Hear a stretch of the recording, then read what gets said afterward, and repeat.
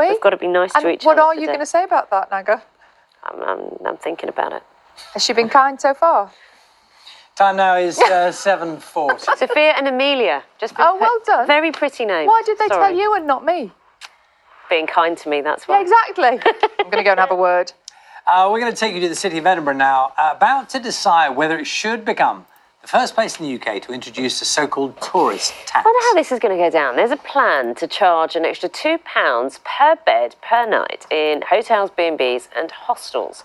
Our Scotland correspondent James Shaw explains. Arriving in Edinburgh, the Scottish capital and one of the hottest tourist destinations in the UK. It seems to get more popular every year. But what difference would a tourist tax make to the city's appeal? I don't see how it's going to encourage more tourists coming into the country, because obviously Scotland or the UK is a beautiful country, but if there's more tax and if the accommodation is going to be more expensive, then I think it would definitely discourage more people from visiting the country, which is a shame because it's such a beautiful place, yeah. There are strong arguments for and against.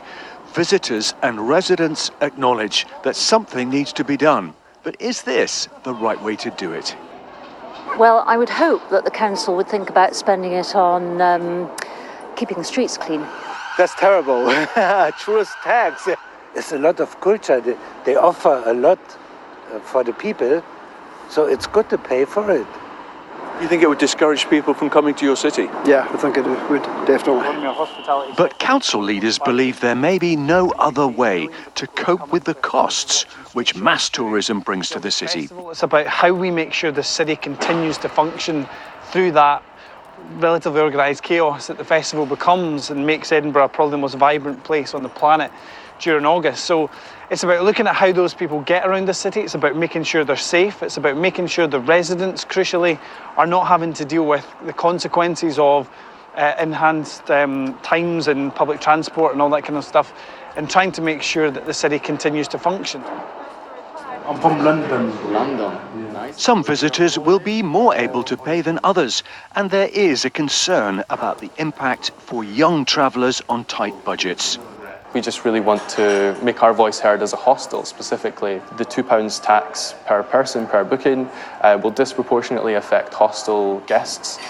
People who tend to travel on a budget, for hotels, this is nothing. For us, it's a big deal. It's £2 on top of a booking that's £10, and that's 20%. So, that needs to be clarified for us. The tourism tax will not be in force for a while. The Scottish Parliament still needs to pass enabling legislation. But many cities in the UK will be watching the progress of this new attempt to make mass tourism sustainable.